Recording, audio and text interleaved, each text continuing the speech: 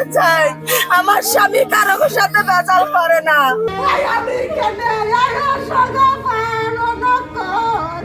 মাত্র 5 টাকার হিসাব শুনতে তুচ্ছ, কিন্তু সেই তুচ্ছ অঙ্কই কেড়ে নিল একটি প্রাণ।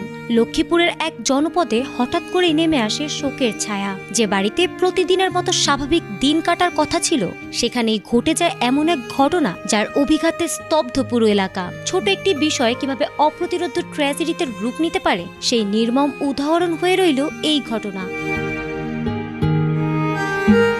লক্ষ্মীপুরের রামগঞ্জ উপজেলার উত্তর বদরপুর এলাকায় বিদ্যুৎ বিলের 5 টাকা নিয়ে দুই ভাইয়ের মধ্যে কথা কাটাকাটি শুরু হয়। স্থানীয় সূত্রে জানা গেছে, তর্ক দ্রুতই উত্তপ্ত রূপ নেয়। এক পর্যায়ে বড় ভাই খোরশেদ আলমের সঙ্গে প্রবাসী ছোট ভাই আলমগীর হোসেনের সংঘর্ষ বাধে। পরিস্থিতি সামাল দেওয়ার আগেই তা হাতাহাতিতে গড়ায়। এখানেই ঘটনার প্রথম বড় মোড়।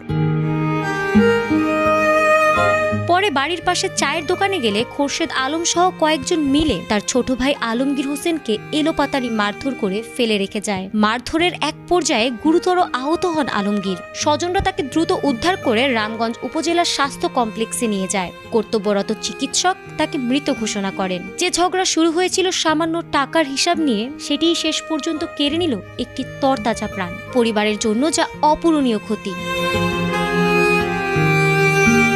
ঘটনার পর এলাকায় চাঞ্চল্য ছড়িয়ে পড়ে। পুলিশ জানিয়েছে, এ ঘটনায় হত্যা মামলা দায়েরের প্রস্তুতি চলছে এবং জড়িতদের আটকের চেষ্টা অব্যাহত রয়েছে। সামান্য বিরোধ যখন নিয়ন্ত্রণের বাইরে চলে যায়, তখন তার পরিণতি কতটা ভয়াবহ হতে পারে, এই ঘটনা যেন তারই কঠিন সতর্কবার্তা। রাগের সে কয়েকটি মুহূর্ত কি একটি জীবনের চেয়েও মূল্যবান ছিল?